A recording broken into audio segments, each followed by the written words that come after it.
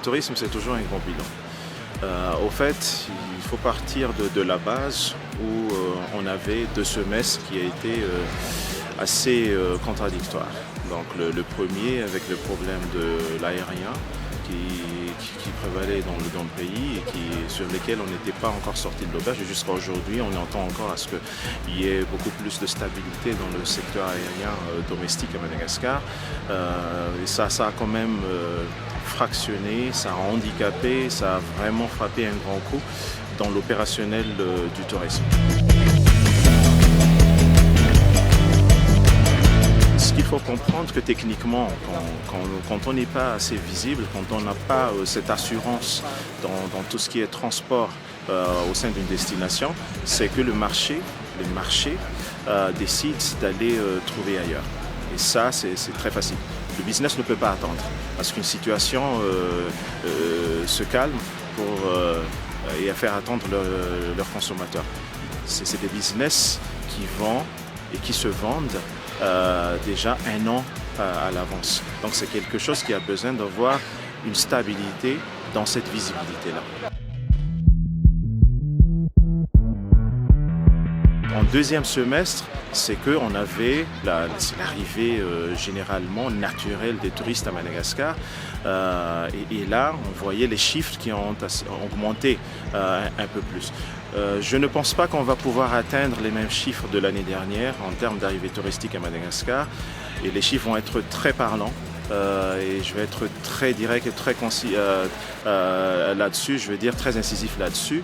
C'est pour dire que il va falloir vraiment que Madagascar réfléchisse à ce que quelle segmentation, quel positionnement touristique et quels efforts Madagascar est prête aujourd'hui à mettre sur la table, à sortir de sa poche, à sortir de sa vision, à sortir quelque chose qui soit très concret, pragmatique pour revenir dans le concert international du tourisme. Bien sûr, de toute façon, le tourisme ne peut pas se faire uniquement. Nous, on a tendance à Madagascar de dire c'est à l'État, le gouvernement ne fait pas ceci, ne fait pas cela. Il ne faut pas non plus oublier que nous, les opérateurs, nous avons un grand rôle à jouer là-dedans. Premièrement, en matière de positionnement du marché, diversification de nos produits, le fait de ne plus dire basse saison à Madagascar, parce que on ne peut pas vendre une destination uniquement sur une certaine période de l'année. Si on veut atteindre un certain nombre de touristes, il faut quand même vendre la destination 12 mois sur 12. Et soyons clairs, Madagascar, ce n'est pas la saison de pluie toute l'année, ce n'est pas toutes les régions qui en ont subissent. Et c'est partout qu'on a des mauvaises ou bonnes saisons. Mais de toute façon, il y a toujours des produits qui sont vendables. Il faut qu'on s'approprie de ces nouveaux produits-là. Il faut qu'on avance dans tout ce qu'on appelle diversification de l'offre, diversification des produits aujourd'hui. Il faut connaître tous ces produits-là. C'est pas uniquement les lémuriens, c'est pas uniquement la faune et la flore. C'est déjà notre flagship, comme on dit. C'est acquis, ça se trouve nulle part ailleurs, mais qu'est-ce qu'on en fait? À part ça, tout ce qu'on a. On dit toujours que Madagascar est très avancé en matière technologique, mais comment on utilise ça de manière à ce que l'on peut le transformer en produit touristique? Sur le staycation, sur le workation. Si des gens, touristes nomades, viennent à Madagascar, où est-ce qu'ils peuvent en même temps visiter, avoir de très belles excursions et en même temps travailler.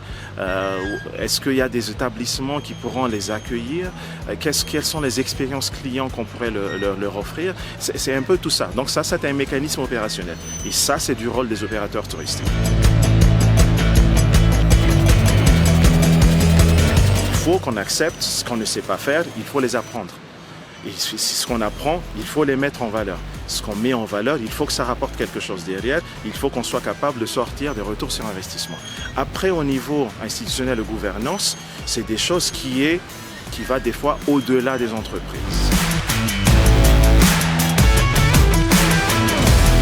Il faut juste que l'État soit en cohérence entre ce qu'ils disent et ce qu'ils font. Voilà, par exemple, qu'est-ce qu'on alloue au tourisme? Quel est le rôle de l'État dans la promotion de la destination?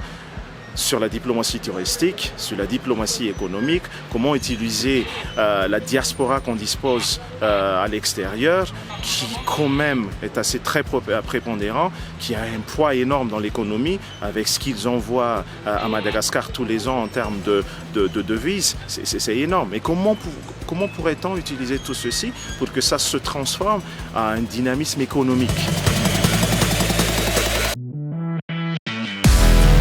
Mais ce dynamisme-là ne doit pas juste rester statique.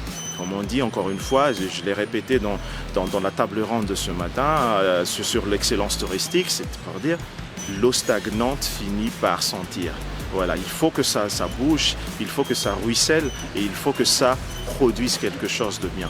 Et là, le partenariat public-privé doit prendre une forme beaucoup plus concrète, une forme qui soit bien visible, palpable, et qui pourrait apporter vraiment des valeurs ajoutées économiques. Si ça n'apporte rien, si ça ne rapporte rien à la population, arrêtons de parler de durable. Si ça n'apporte rien vraiment à la sécurisation des investissements des entreprises, arrêtons de parler de durable. C'est juste du brainwashing, c'est juste du wording, c'est juste vraiment voilà, c'est du concept qui se font ailleurs ou tout ce qui se fait ailleurs et l'on essaie juste de dupliquer chez nous. C'est pas ça. Il faut qu'on soit clair dans notre positionnement, dans notre segmentation. Qu'est-ce qu'on veut réellement faire? Est-ce qu'on veut vraiment aider les opérateurs à créer des emplois, à se développer, à investir, ou est-ce qu'on va continuer dans le schéma actuel?